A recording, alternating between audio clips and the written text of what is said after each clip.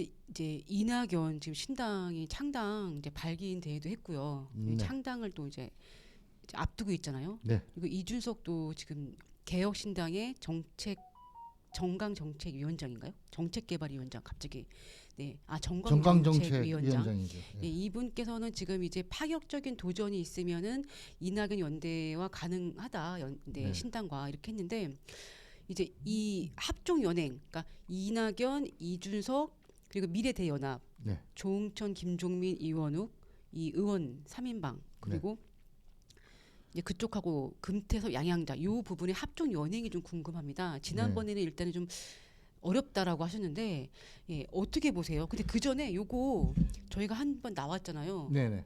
요거 오늘 한번 준비해봤습니다. 물어보세요. 네, 제가 이제 궁금한 게 일단은 지금도 여전히 그 안 뭉친다라고 보시는지 네.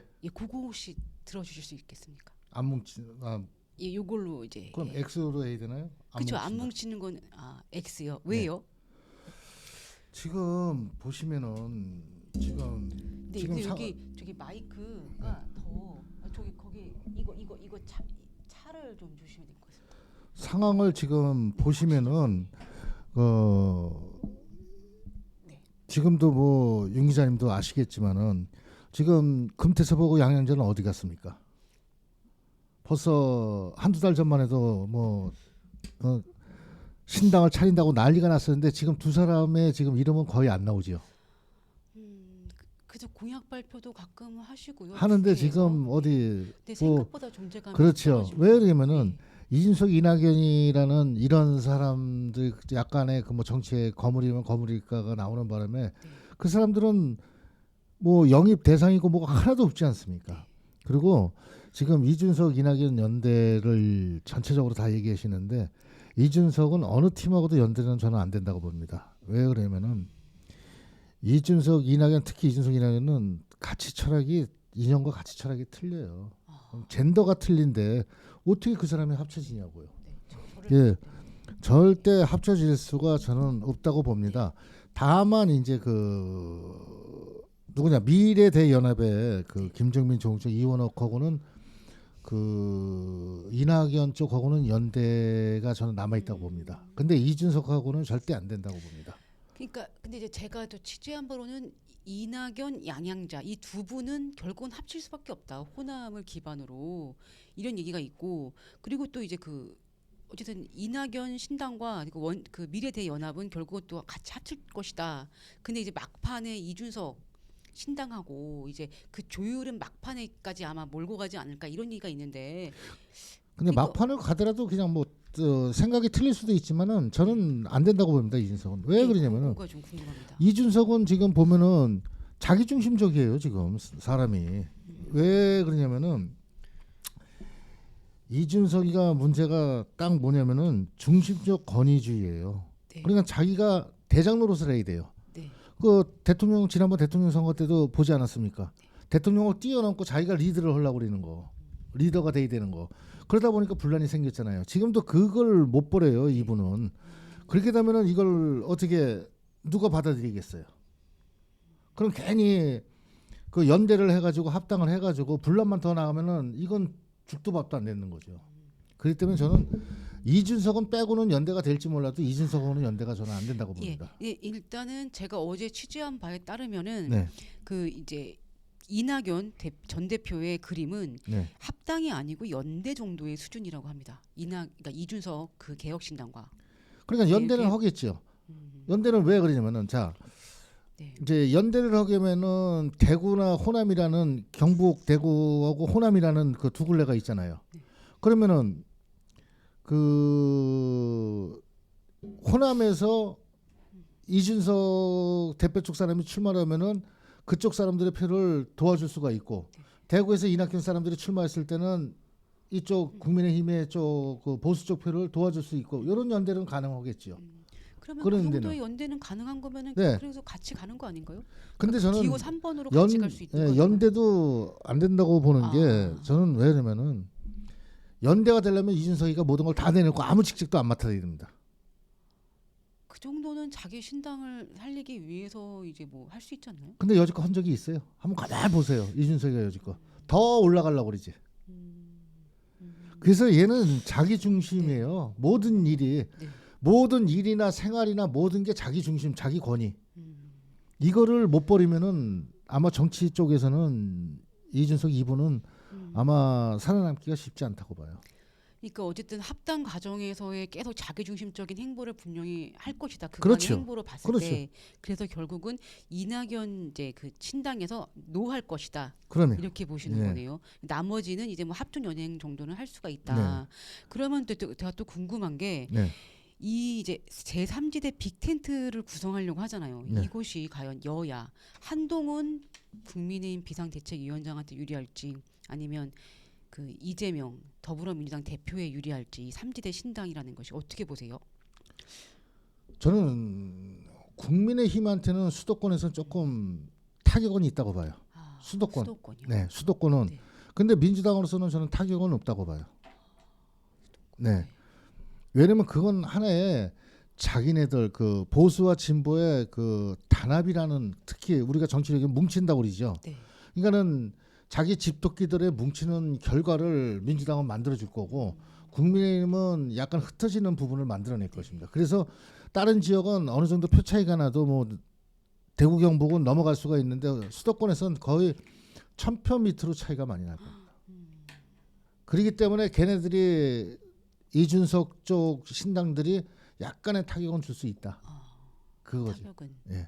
타격은 주는데 이제 타격은 주는데 그러면 그게 결국 당락에 영향을 미쳐가지고 뭐 할 수 있다는 건가요? 그렇지. 수도권에서는 1000표 이상으로 당락이 될 건데 이준석 신당 때문에 떨어지는 경우가 몇 군데가 나올다는 거죠. 그러면은 그럴 때는 이제 연행 좀 약간 또 같이 연대를 하겠네요. 국민의힘 나름의 그 후보들과 뭐 민주당. 그거는 다 같이 망하자는 길인데요. 아, 그래요? 네, 저는 연대는 절대 이준석하고는 이제 안 된다고 봅니다. 아, 이 국민의힘하고요.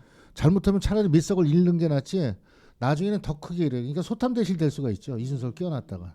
그래도 한석이 지금 되게 중요한 마당에 왜냐면 수도권 의석이 지금 지난번에 국민의힘이 굉장히 열악했잖아요. 거기다 민주당이 가져갔고 서울 49석이고요. 경기 59석, 인천 13석. 모두 121석인데 이게 한두 석 차이가 이 굉장한 큰 역할을 할 거 아닙니까? 그러니까 아까도 우리 윤 기자님하고 식사하면서 예, 한 저는 얘기가 있죠. 저도 사회자라고 불러주시면 안 될까요? 아, 여기 사회자님하고 사회자님. 사회자님하고 이제 네. 식사하면서도 얘기한 게 있죠. 네, 제가 예를 들면 홍성 예산의 홍문표 의원 같은 경우 봐봐요. 네, 만약에 그 강승규 전 시민사회수석이 나왔는데 저는 거기에 나온 이유를 아직까지도 모르겠어요. 왜 그러면 만약 공천은 받는다고 그래도 저는 강승규 전 시민사회수석이 저는 안 된다고 봐요. 당선이. 네. 그럼 그걸 뭘 의미하겠어요? 우리 국민의힘 당 내에서 이런 것만 관리를 잘하고 공천에 그 신경을 쓰면은 그만큼 플러스를 더 갖고 올 수가 있다는 거죠. 네. 예, 지금 강승규 시민사회도 보시면 마포에서 내리 3번 떨어지고 갈 데가 없으니까는 제가 보기에는 아무래도 그 홍문표 의원이 연세도 있으시고 이제 뭐 4선이다 5선이다 하다 보니까는 이제 뭐 아마 공천 시스템 때문에 빼야 된다는 이런 얘기 때문에 해가지고 그렇게 이제 들어간 것 같은데 저는 그건 착오라고 봐요. 차라리 시민사회 수석 대통령 쪽에 시민사회 수석이었었으면은 저는 본인이 차라리 민주당에 3선 4선 있는데 의원 나 저기 도전하겠다고 나갔어야죠. 네. 그러면 윤석열 대통령을 상당히 도와주는 꼴이죠. 야 진짜 한번 가서 전쟁들 치르겠구나 이렇게 돼야 되는데 네. 지가 당선될 쪽만은 가려고 그러니 이게 뭐 전부 다. 그리고 지금 제가 알기로는 보고 들어오는 거는 보면은 이 행정관 출신들이 지금 점령군 행사를 하려고 있어요. 지역 가서. 이거 다 표 갉아먹는 겁니다, 이게.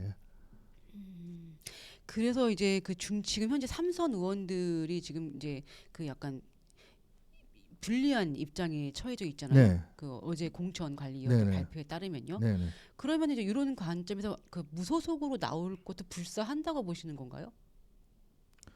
저는 지금 상당히 전에부터 지금 봐왔던 게 이번에 역대 선거일에 네. 무소속이 최고 많이 당선이 될 수 있다고 봐요. 저는 이번 선거에서는.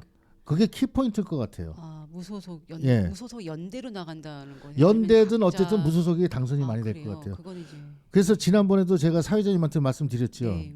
그 국민의힘이 과반수를 못 얻었을 때 나머지 소수 정당들이 당선된 그 프로 저 사람들을 어떻게 과반수 이상으로 다 모셔와가지고 과반수 이상을 만들 수 있냐.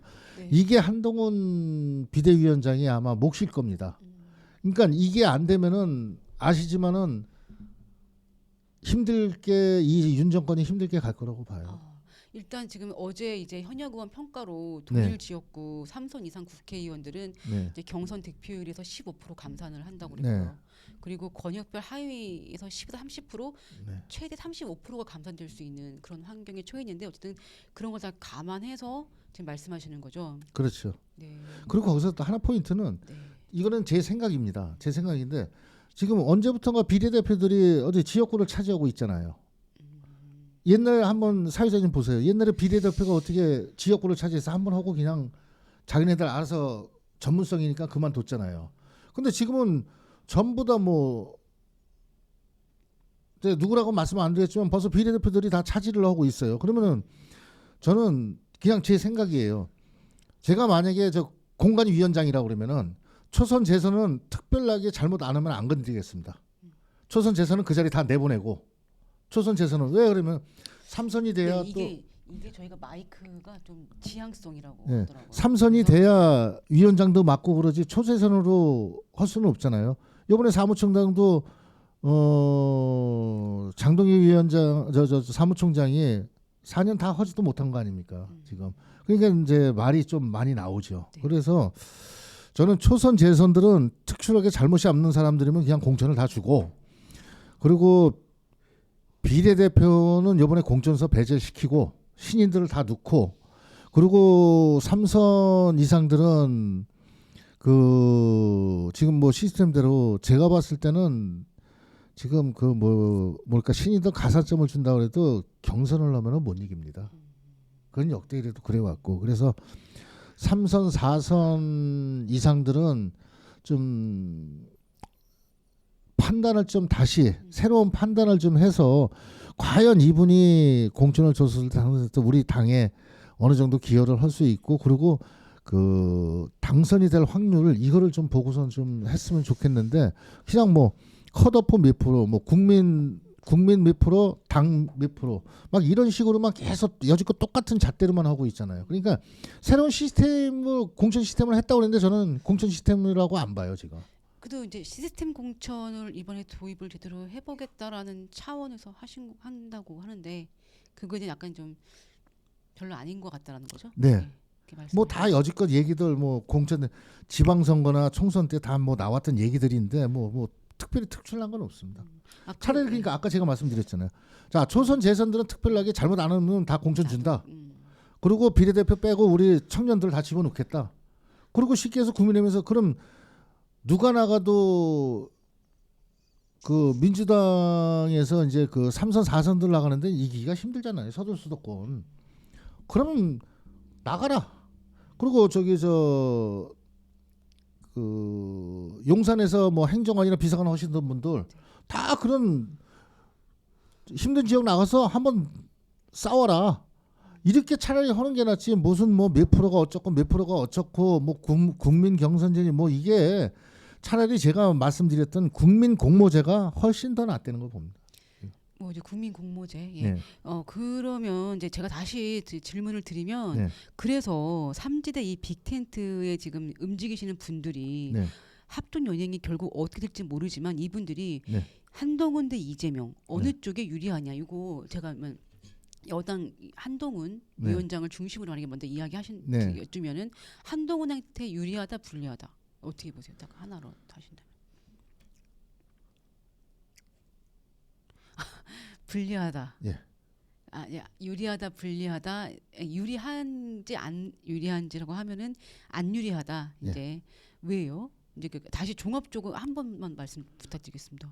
여러 가지 이야기가 됐기 때문에 좀 아까 말씀드렸지만 네. 지금 뭐 그러니까 그런 것 때문에 그런 그렇죠. 공천율과 지금 말씀드린 그런 네, 것 때문에 그래서 때문에, 수도권에서가 아마 당락이 저희 국민의힘 같은 경우는 1000% 이하가 거의 차지를 많이 할 겁니다.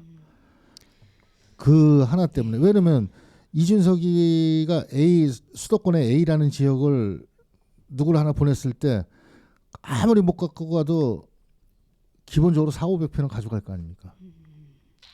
그럼 지금은 문병호 1,000표 이하가 상당히 아까운 표인데 네. 그렇게 가져가면 수도권에서는 거의 네, 그러니까 뭐 예를 들면 문병호 네. 전 의원 같은 경우에도 거기서 재선을 하셨기 때문에 상당수 조직표가 있단 말이죠. 그렇죠. 그러니까 그런 그게 분이 나가신다고 하면은 뭐 몇백 표가 아니고 엄청난 그럼요. 영향력이 있을 수 있죠. 다 음. 그냥 그 뭐라 그럴까요? 다 망하자 이거죠. 뭐. 네, 그리고 이제 어제 어떤 중진 의원이 그 측의 얘기 들어보니까 지금 이제 그분이 이제 그쪽에 그 지역에서는 일단은 한 번 나가셨어요. 됐는데 반드시 나가겠다. 거기가 이제 뭐 대통령실 쪽에서도 오고 막 하더라고요. 네.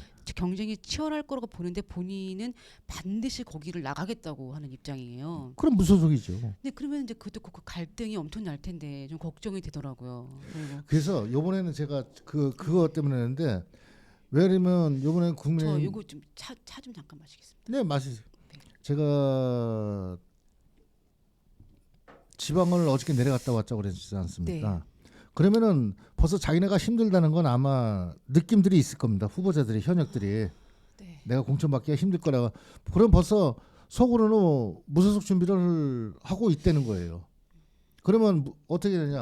지금 무소속 하려면 어떻게 하냐? 자기 지지자들 중심으로다가 지금 활발하게 좀 그 피라미드 형태로 한 사람이면 둘, 셋, 넷, 다섯 쫙 펼치시는 걸로다가 지금 선거 준비를 할 텐데 아마 그렇게 되면은 아까도 말씀드렸지만 저는 무소속이 상당히 많이 나올 거로 봐요. 아 무소속이. 예.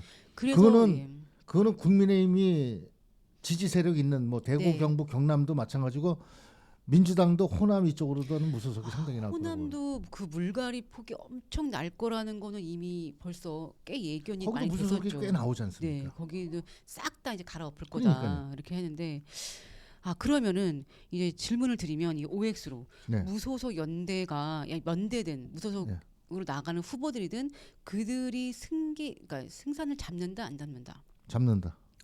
네 이제 그런 이유 때문이라고 이제 하신 거죠. 근데 여기서 예. 다만 그 사람들이 못 나가게끔 최대한 공천을 갖다가 임박해가지고 그렇게 되면 상당히 무소속도 힘들죠. 아마 각 당에서 그렇게 할 겁니다.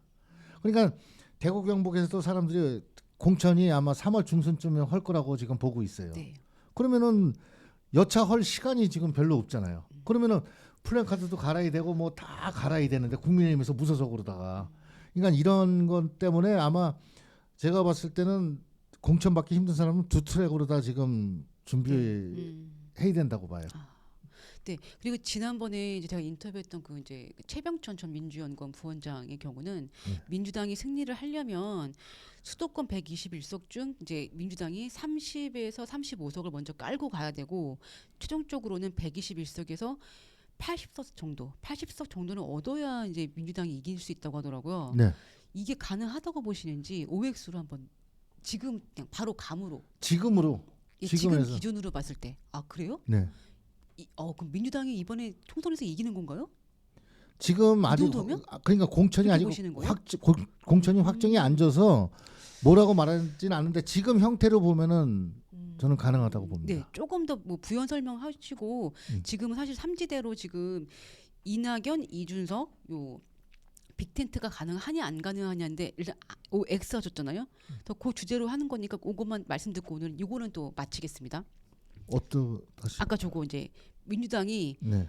80석 정도는 얻는다. 그 공천은 아직 안 됐지만. 근데 제가 이렇게 지역마다 가보면은 네. 그 옛날에 민주당의 그 선거운동 형태를 보면은 제가 놀랬던 부분은 그래서 우리 국민의힘 쪽에도 그렇게 하라고 얘기를 했는데도 안 하시더라고요. 쟤는 어떻게 되냐면은 청년들이 벌써 준비를 합니다. 그러면은 뭐냐 그 투표장에 못 가는 어르신네들이 있죠. 네. 그 뭐 휠체어 타시든가 뭐 이분들을 다 차에 태워가지고 다 투표장까지 데리고 갑니다. 민주당이요? 예, 난 그걸 봤어요.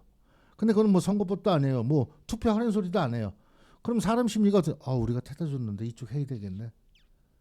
이런 식의 아마 선거 운동을 또 할 겁니다. 그러면은 이게 그 1000표 밑으로 했었을 때는 이런 게 상당히 큽니다. 그리고 이거를 왜 얘기를 하냐면은 아마 수도권에 똘똘 뭉칠 겁니다.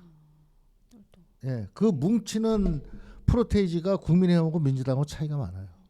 민주당이 100% 뭉친다 그러면은 국민의힘은 난 48% 정도 분이 못 뭉친다고 봐요. 왜? 민주당은 절대적이지만 국민의힘은 민주당 지지자들은 민주당은 안 찍어요. 네. 국민의힘 여기 이제 뭐 그 공천자가 바뀌어서 투표를 해야 되는데 이 사람이 배기 싫은데 그렇다고 민주당 찍을 수는 없잖아요. 그럼 투표를 안 합니다. 이게 이제 하나의 여기하고 민주당의 키포인트예요. 민주당은 무조건 꼴보기 싫어서 나가서 투표를 해요. 근데 국민의힘은 안 해. 요게 이제 1000표 이하의 차이가 나서 그래서 지금 현재는 제가 앞으로는 또 어떻게 공천이 싹 바뀔지는 몰라요. 예? 바뀔지 모르는데 지금 형태로만 한다 그러면은 저는 그래서 민주당을 오를 들어준 겁니다. 네, 이제 오늘의 그러면 결론은 결국은 이낙연, 이준석 연대는 안 되더라도 네. 국민의힘은 이대로 가면 패한다, 위기다라는 것이 패한다는 거보다는 네, 위기지요. 네, 그러니까 위기다. 예, 근데 그 갈수 위기를 있겠네요. 앞으로 충분히 빠져나올 수 있는 기간이 있기 때문에 이제 앞으로 한동훈 위원장님이 어떻게 하냐가 이제 관건입니다. 그렇죠. 근데 이대로 가면 어렵고 위기다라는 어떤 지금 네. 현재 시사점을 안겨주셨습니다. 네. 진짜 저희 항상 그래도 한 분이라도 구독해 주시는 분들께 너무 감사하더라고요. 네. 그러니까 저는 많이 너무 여러분들이 부족하다. 구독과 좋아요를 눌러주시면 더 힘있게 열심히 하겠습니다. 네, 감사합니다.